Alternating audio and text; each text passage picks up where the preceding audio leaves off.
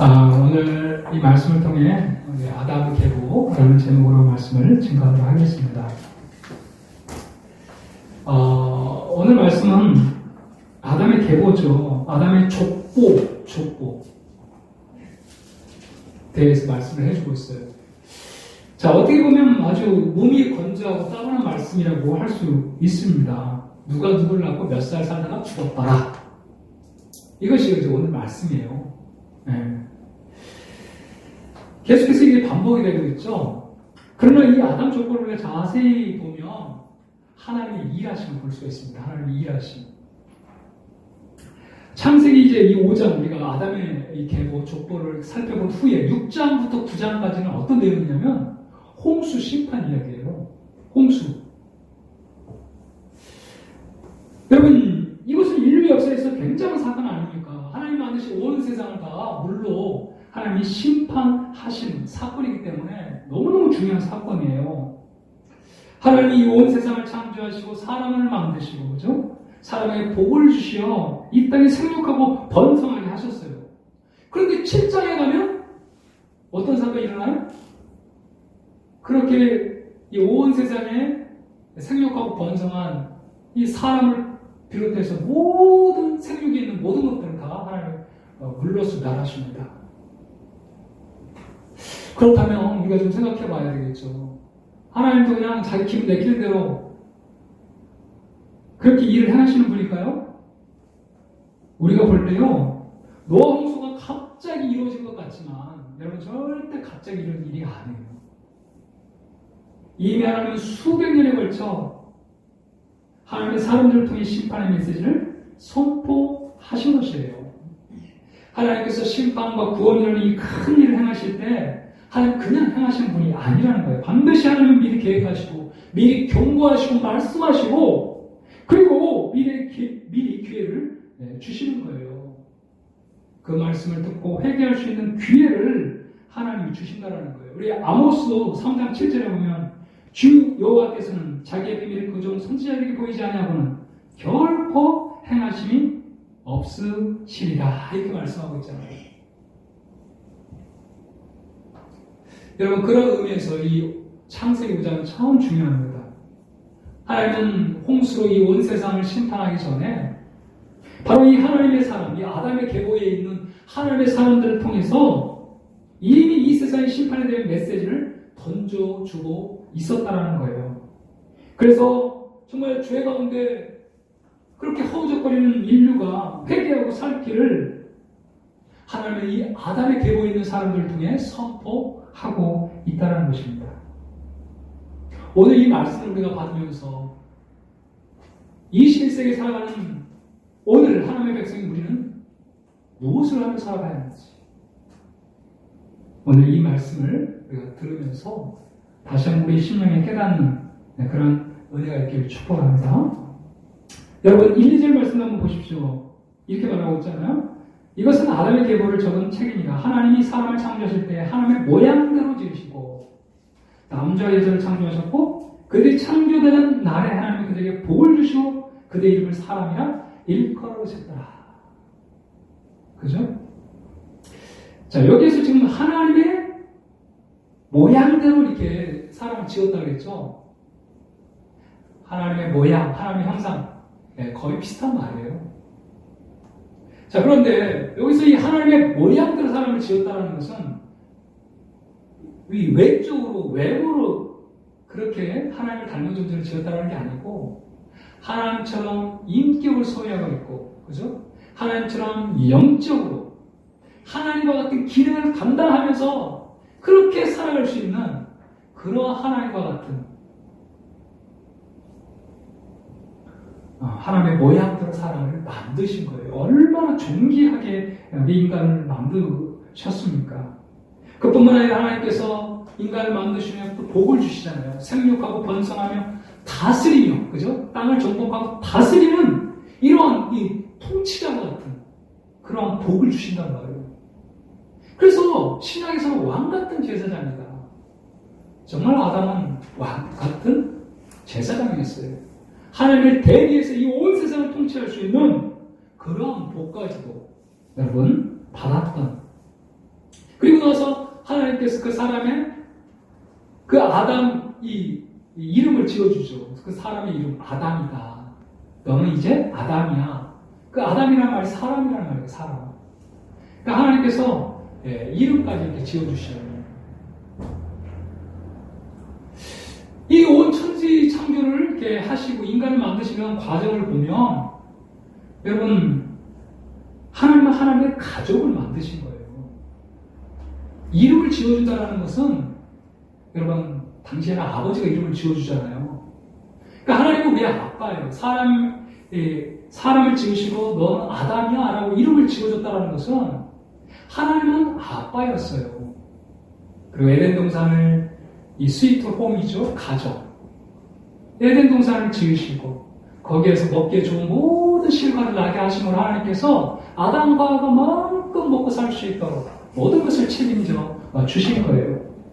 이것을 보면 정말 하나님이 천지를 창조하시고 인간을 만드신 이것들을 보면 하나님의 가족을 만드셨다는 것을 우리가 알 수가 있어요. 그래서 한 영혼 한 영혼 하나님이 얼마나 귀하게 여기시는지 모릅니다. 왜요? 그게 자녀이니까. 자녀니까. 그리고 그 에덴 동산에서 인간은 하나님과 영적으로 교제하고 하나님을 예배하면서 그렇게 하나님과 같은 본성을 가지고 통치하며 다스리는 왕 같은 하나님의 대리 통치자로서 그렇게 기능을 부여받으며 존귀한 하나님의 자녀로서 그렇게 살게 되었죠. 그러나 선악과를 따먹은 후에 인간은 어떻게 됐습니까? 의의 본성이 죄악된 본성으로 바뀌고 말았어요. 하나님과 교제가 단절되고 그래서 하나님 편에서 동물을 잡아 가죽옷을 입혀주면서 하나님께서는 앞으로 이러한 이 동물 제사와 같은 이 예배를 통해 이 제사를 통해 인간과 관계를 이어갔던 것입니다. 여러분 동일하게 3절에 한번 보십시오. 아담은 130세에 자기의 모양과 자기의 형상과 같은 아들을 낳아서 이름을 셋이라고 하였죠. 여러분 하나님의 형상과 아담의 형상이 같을까요? 틀릴까요? 같을까요? 자, 아담이 셋을 낳은 후는 타락하기 전이에요, 후예요? 타락한 후기 때문에 아담의 모양대로 만든 인간은 이미 벌써 달라진 것입니다. 타락하기 전에 아담과 하와는 완벽한 하나님의 인격을 소유하고 그 하나님과 같은 기능을 하면서 통치하고 다스리는 그런 왕 같은 하나님의 자녀로서의 어떤 신분이었다고 한다면 선악과를 따먹고 죄를 지은 인간은 더 이상 그런 기능을 감당할 수가 없게 된 것이죠. 그래서 죄로 인해 타락한 본성을 소유하고 그렇게 타락한 죄인의 모습으로 이제 아담의 모양대로 이렇게 태어나게 된 것입니다.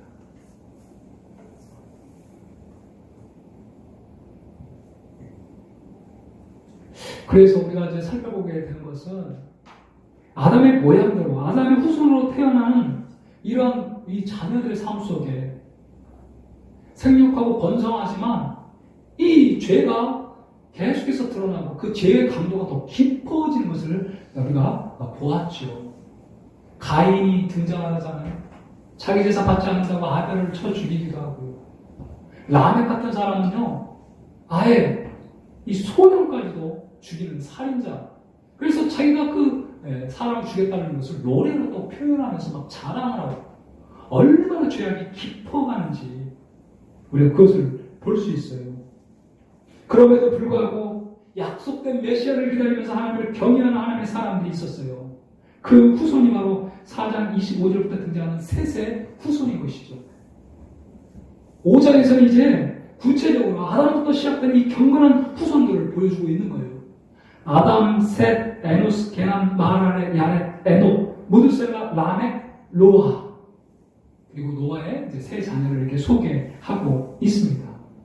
여러분, 우리가 오늘 이 족보를 좀 살펴보면서 아주 중요한 특징이 있죠. 뭐죠? 누가 누구를 낳고 몇 살까지 살다가 결국 어떻게 했다고요? 죽었더라. 이렇게 계속해서 이 구절이 8번 반복이 됩니다. 8번이나요. 아무리 인간이 오래 산다 할지라도 결국 죽었다라고 결론을 맺고 있어요. 무드셀라가요. 969년, 거의 1000년을 살았습니다. 그런데 그 끝이 어떻게 돼요? 그도 죽었더라. 로마서 6장 23절에 죄사는 사망이라고 했죠? 그러나 그것으로 끝나는 것이 아니고 히브리서 9장 27절에서는 한 번 죽는 것은 사람의 정죄신 것이요 그 후에는 심판이 있다. 그래서 아모스 선지자는 내 하나님 만나기를 예비하라 이렇게 말씀을 하고 있는 거예요. 여러분, 사람이 왜 죽습니까? 바로 이 죄 때문에 죽음이 온 거예요. 죄로 인해서 사람이 죽게 된 것입니다. 그런데 그것으로 끝난다고 한다면 우리는 더 이상 걱정할 필요가 없죠. 그러나 한 번 죽는 것은 사람에게 정해진 것이고 그 후에 심판이 기다리고 있다는 거예요. 영원한 지옥불 심판이 기다리고 있다는 것입니다. 그래서 놀라운 오늘 이 본문에서 소망이 있어요. 이러한 죄인의 운명 앞에 하나님 에녹의 인생을 보여주면서 죽음을 맛보지 않고 하나님께로 갈 수 있는 길을 보여주고 있다는 것입니다. 이것이 우리가 이 본문을 통해서 정말 새롭게 보게 되는 놀라운 소망인 거예요. 어떻게 보면 인간은요, 소망이 없어요. 죄로 인해 심판을 받을 수밖에 없는 우리 인간의 운명 아닙니까? 그런데 21절부터 한번 보십시오. 5장 21절부터 이 에녹이라는 사람이 등장을 하죠. 에녹은 65세에 무드셀라 나왔죠? 무드셀라 나온 후 300년을 하나님과 동행하며 자녀를 낳았어요. 그는 365세를 살았고요. 에녹이 하나님과 동행하더니 하나님이 그를 데려가심으로 세상에 있지 아니하였더라. 우리 24절 말씀 한번 같이 한번 읽어볼까요? 24절을 다시 한번 읽겠습니다. 시작. 에녹이 하나님과 동행하더니 하나님이 그를 데려가심으로 세상에 있지 아니하였더라. 에녹은 죽음을 맛보지 않았어요. 누가 누구를 낳고 메스카에 살다가 죽었더라. 그런데 에녹이 와가지고 갑자기 죽었더라가 아니고 하나님이 그를 산채로 데려가셨더라 이렇게 표현을 하고 있어요. 여러분, 우리 한번 생각해봐야 되겠죠. 도대체 에녹이 어떤 삶을 살았기에 에녹은 죽음을 맛보지 않고 하나님의 데려감을 당했는지. 에녹은 살아있는 채로 그렇게 하나님 앞에 하나님 나라로 옮겨진 거예요. 여러분, 에녹이 어떤 삶을 살았습니까? 우리 에녹 이 기사를 읽으면서 계속해서 반복되는 한 구가 있어요. 2번이나 반복해서 22절부터 한번 보면 맞아요. 잘 보셨어요. 에녹이 하나님과 동행하더니 그죠? 22절과 24절 이 하나님과 동행한 것을 2번이나 언급을 하고 있어요. 2번이나. 우리 인생에 찾아온 비극은요, 하나님과 동행을 거부한 것이에요. 아담이 범죄했을 때에 하나님께서 해결할 기회를 주셨음에도 불구하고 아담은 하나님의 얼굴을 피해버렸습니다. 그래서 숨어버렸잖아요. 가인도 마찬가지죠. 하나님과 동행을 거부하고 자기의 길을 고집한 게 바로 인간의 가장 큰 비극이죠. 우리 누가복음 15장에 진나는 탕자 이야기에서도 우리가 알 수 있잖아요. 탕자는 하나님과 아버지와 동행하는 것을 거부하고 집을 떠나버리는 것이죠. 그때부터 그는 숱한 어려움을 겪고 결국은 모든 걸 다 탕진하고 아버지께로 돌아오는 이런 모습을 우리가 볼 수 있는데, 인간의 비극은 바로 하나님과의 동행을 거부하고 자기의 길을 고집하는 것이 여러분 인간의 비극이에요. 오늘 이 에녹의 모습을 보면요, 에녹이 어떤 업적을 남겼다면 가인의 후손처럼 무기를 개발하고 음악가로서 음악을 만들고 큰 농사를 짓고 가축을 치고 뭐 이런 기사가 전혀 없어요. 그냥 에녹은 하나님과 동행하는 자였더라. 이걸 두 번이나 언급하고 있다라는 거예요. 여러분, 우리가 동행을 한번 생각해 보십시오. 동행. 어떤 사람을 우리가 동행할 수 있을까요? 자기의 주장만을 고집하고 내세우는 사람은 동행할 수 있을까요? 여러분, 우리 부부간에서도 가장 친밀하게 부부간의 관계잖아요. 근데 어떤 가정은, 어떤 부부는 그냥 살긴 살아야 한 주간 안에, 근데 마음과 뜻이 맞지 않아가지고 가장 불행한 인생을 살아가는 그런 부부들이 얼마나 많은지 몰라요. 여전히 결혼했음에도 불구하고 자기 뜻만 고집하고 주장한다고 한다면 절대 동행은 불가능한 거죠. 특별히 하나님과 동행하려면 우리는 세상만 바라보며 살아가면 절대 동행이 불가능합니다. 믿음으로 살아갈 때 하나님과 동행이 가능한 줄 믿습니다. 우리 히브리서 11장 5절 말씀 한번 같이 한번 읽어볼까요? 시작. 믿음으로 에녹은 죽음을 보지 않고 옮겨졌으니 하나님 그를 옮기심으로 다시 보이지 아니하였느니라. 그는 옮겨지기 전에 하나님이 기쁘시게 하자라는 증거를 아닙니다. 바로 믿음으로 에녹은 하나님과 동행을 하는 것이죠. 여러분, 이런 동행에는 무엇보다도 친밀함이 중요해요. 여러분, 원수와 동행할 수 있나요? 이 왼수 동행할 수 없어요. 왜냐하면 원수와는 친밀함이 없기 때문에 동행할 수가 없어요. 애정 없는 결혼 생활이 고역이듯이 친밀함 없는 신앙 생활은 갈수록 힘들어질 수밖에 없습니다. 그죠? 하나님과의 친밀함이 없는 신앙생활은 결국 다 떠나갈 수밖에 없어요. 하나님 지금도 우리와 교제하기를 원하시는 줄로 믿습니다. 아브라함 같은 경우에는 하나님이 나의 벗이라고 이야기했어요.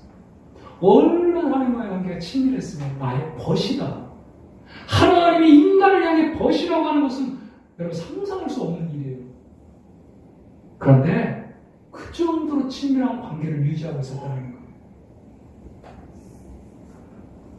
친밀함은 우리 인간관계뿐만 아니라 하나님과 관계에 있어서도 가장 중요한 핵심이에요.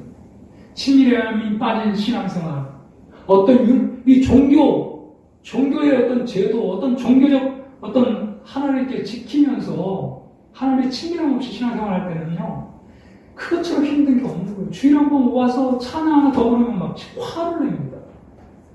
하나님과의 친밀함이 없으면 하는 모든 것들이 다 짜증나요. 그렇기 때문에 관계에 있어서 핵심은 친밀함이죠. 에녹은 이처럼 하나님과 동행하는 인생을 살았어요. 자기 자신을 주장하지 않고 자기의 자아가 좋고 예수님처럼 말해요. 아버지의 뜻이거든.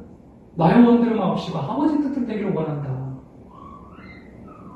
그의 자아가 좋고 하나님의 뜻에 순종하는 삶, 믿음으로 하나님을 바라보면서 그리고 하나님의 그 친밀함을 유지하면서 여러분 살아간 인물이 바로 에녹이라는 인물이에요.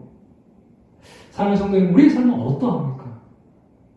우리의 신앙의 연배가 깊어지면 깊어질수록 하나님과의 친밀함이 깊어지고 있어요? 어때요? 아니면 단순히 교회만 왔다 갔다 하는 종교 생활에 머무르고 있지는 않나요? 주님은 오늘도 우리에게 이 친밀함, 동행을 원하시는 줄로 믿습니다. 네, 진짜 그래요. 그래서 이 동행이라는 말은 참 깊은 의미를 내포하고 있습니다. 동행하지 않는 인생은요, 결국 그 친밀함을 맛볼 수가 없어요. 그런데 우리가 조금 더 생각해 봐야 될 것은 에녹은 이렇게 하나님과 동행하는, 하나님과의 그 친밀함을 유지하는 데만 머무르지 않고 한 단계 더 나아가서 사명을 감당하는 인생을 살았다는 것을 우리가 볼 수 있어요. 왜 하나님께서 에녹을 죽음을 맛보지 않고 데려가셨을까요? 모두가 죽었다 하는 온통 다 죽음으로 도배되어 있는 이런 상황에서 죽음을 맛보지 않고 하나님이 그를 내려가셨더라. 이건 하나의 예표와 같은 거예요. 너희도 해독처럼 하나님과 동행하면 죽음을 맛보지 않고 삶을 살아갈 수 있어. 저 에녹의 인생을 봐. 하나님께서 마치 이 에녹을 샘플처럼 들어가지고 저 에녹의 인생을 보아라. 그죠? 그래서 살 길이 여기 있다. 하나님과 동행하는 것이 살 길이다. 나에게 와야 한다. 에녹의 인생을 보렴. 이것을 샘플로 보여주고 있는 거예요. 에녹 인생 자체가 하나의 경고에 쌓인 거죠.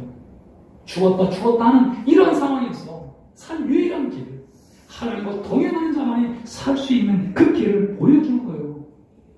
여러분, 에녹은요 실질적으로 죄악이 관영한 이 세상 가운데 하나님의 심판이 있음을 줄기차게 증거하였습니다.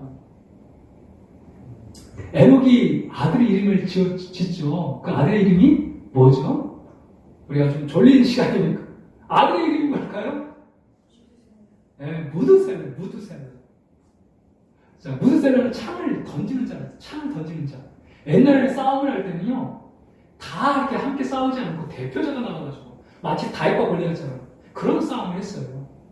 그래가지고 그 대표자들이 이기면 그 나라가 이기는 거예요.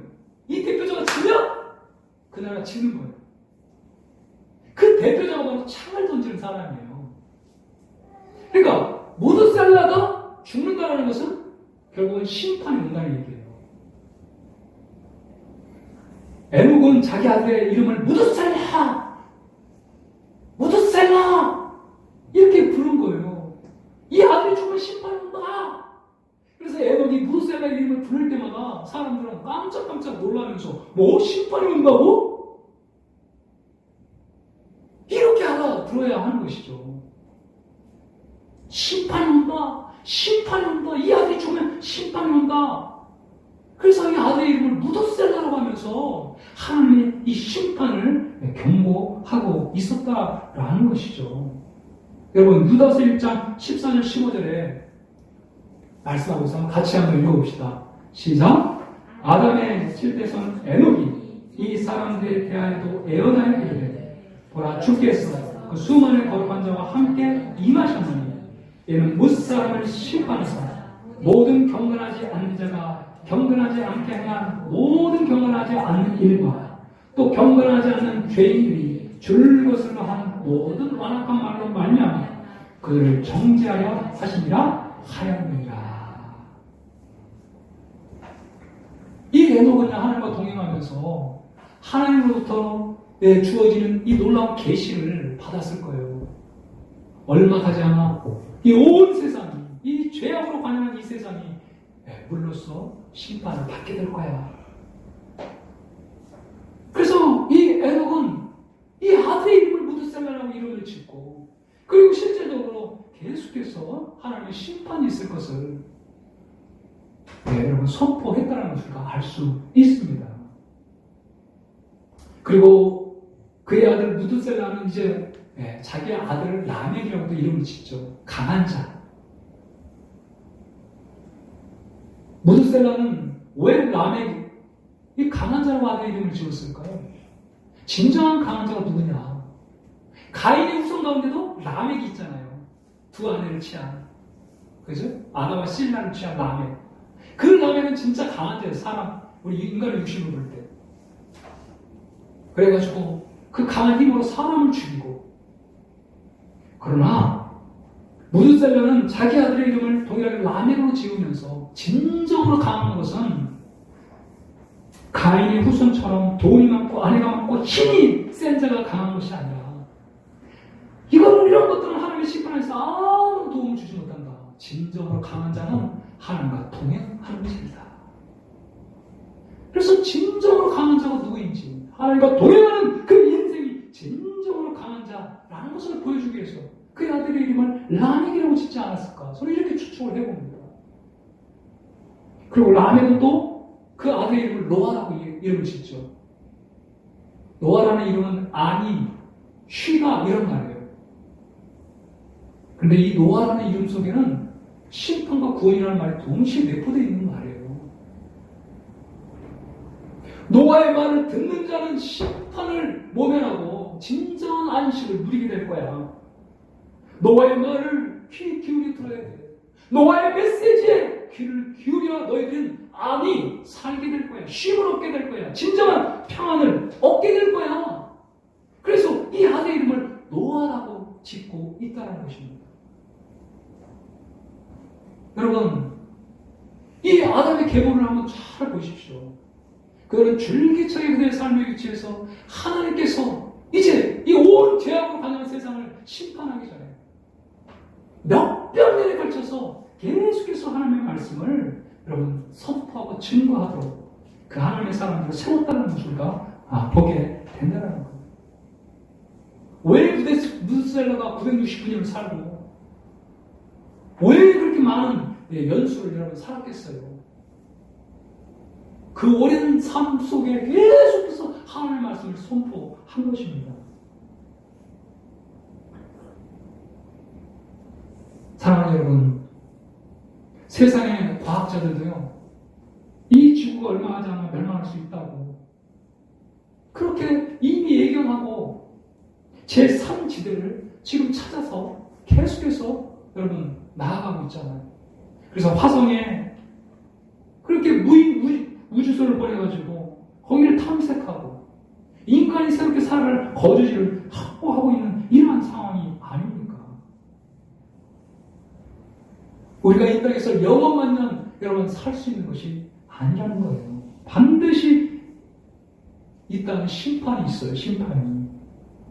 그러나 분명한 사실은 누구든지 지금 이 시간이라도 여러분 주의 이름을 부르는 자는 구원을 받게 될 줄로 믿습니다. 예수 그리스도가 나의 구원자임을 알고 그 십자가의 대속만이 나의 모든 죄를 온전히 맑게 씻기시고 나를 모든 하나님의 심판에서 구원할 유일한 구원의 길임을 알고 예수 그리스도를 나의 구주 나의 하나님을 영접할 때 우리는 멸망치 않고 영생을 얻게 되는 놀라운 복을 받게 되는 줄로 믿습니다. 여러분, 우리는 날마다 예수님을 바라봐야 됩니다. 여러분, 예수님 바라보고 있어요? 오늘도 예수님은 성령으로 내 안에 거하고 계세요. 이 예수님을 바라볼 때마다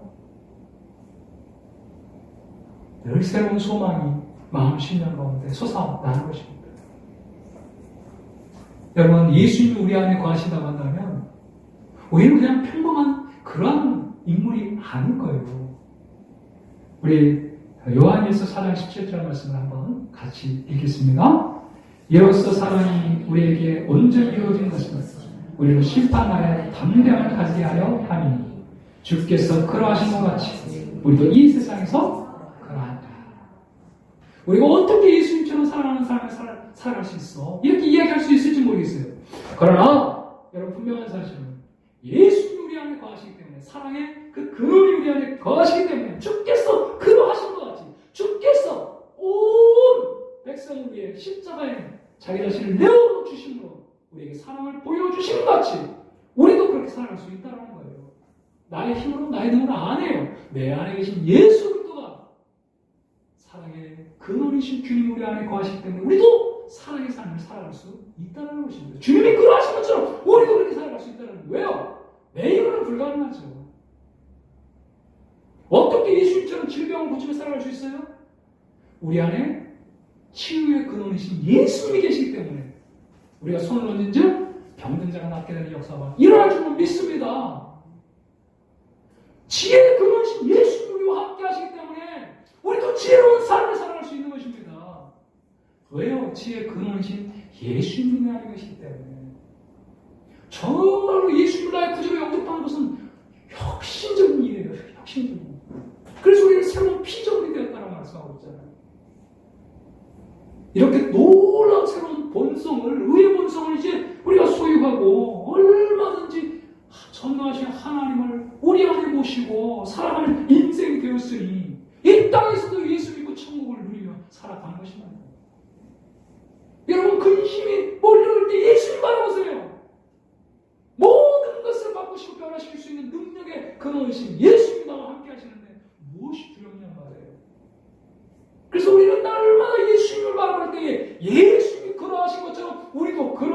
살게 될 줄로 믿습니다. 주께서 그러하시고 좀 우리도 그러하다는 거예요. 예수님이 구하시면 우리도 구한 거고, 예수님이 강하시면 우리도 강한 것입니다. 왜요? 구하신 분이 나와 함께 하시고. 그래서 우리의 인생은 완전히 새롭게 거듭난 피조물이에요. 예수 그리스도 그 영광스러운 분이 우리와 함께 하시고 계신 것입니다. 여러분, 사랑하는 여러분 예수님을 믿고 구원받고 천국의 삶을 이 땅에서 지금 누리고 있어요? 그렇다면 여러분, 죄악 가운데 멸망할 수밖에 없는 수많은 영혼을 바라기 위해서 그 영혼을 불쌍히 여기는 마음, 그 마음을 우리가 가지고 살아가야 되지 않을까요? 이 사명을 감당하는 자, 여러분, 주님은 이 사명을 다하기까지 우리의 생명을 연장하실 것입니다. 죽고 싶어도 죽을 수 없는 인생이에요. 죽음을 두려워하지 마세요. 생명 살리는 일을 감당할 때 하나님은 우리의 생명까지도 여러분 연장시키셔요. 969세, 모두 생나 인생만이 969세를 사는 것이 아니라 사명을 감당하는 인생은 하나님께서 그 생명을 보호하시고 붙들어 주실 거예요. 어떤 사람은 죽기 전에 예수 입을 때 영광스러운 재림을 맛보면서 영광스러운 부활의 몸을 덧입게 될 것입니다. 사랑하는 여러분, 우리 인생에서 가장 중요한 것이 무엇인지 오늘 본문을 통해서 우리가 다시 한번 확인하게 됩니다. 우리가 화려한 인생을 살지 않는다 할지라도, 이 세상에서 정말 가인의 후손처럼 그렇게 화려한 인생을 살지 않는다 할지라도 가장 중요한 것이 하나님과 동행하는 인생인 줄 믿습니다. 그뿐만 아니라 하나님과 동행하면서 우리에게 다가올 하나님의 그 심판의 메시지를 분명하게 선포하여서 구원받을 길을 사람들에게 알려주는 이 일, 하나님의 자녀들이 죽게 돌아올 때, 하나님께 돌아올 때 하나님이 가장 기뻐하시잖아요. 그래서 하나님이 가장 기쁘시는 일은요, 생명 살리는 일을 감당할 때, 에녹은 아까 하나님을 기쁘시게 하는 삶을 살았다 했죠. 그 하나님이 그 기쁘시게 하는 삶이 바로 생명을 살리는 일, 그 일을 감당한 것이에요. 오늘 이 아담의 족보를 살펴보면서 정말 가장 중요한 것은 하나님과 동행하는 인생이고, 하나님과 동행하면서 오늘도 사명 감당하며 살아가는 그 인생 살아갈 때 하나님께서는 우리에게도 잠수도 허락하실 것이고, 필요하면 물질도 공급하실 것이고, 하나님께서 그 모든 것들을 동원해서 우리가 그 사명을 감당하며 살아갈 수 있는 환경 요건들을 허락해 주실 줄로 믿습니다. 바로 우리는 우리가 먼저 주님과 동행하는 인생 되길 원하고, 이 놀라운 구원의 진리를 증거하고 하나님만의 거룩한 계보에 별과 같이 빛나는 이름들이 되기를 주 이름으로 축복합니다. 아멘. 예, 우리 한번 빛의 사자들이여 함께 찬양하시고 오늘 말씀 기억하면서 기도했으면 좋겠어요.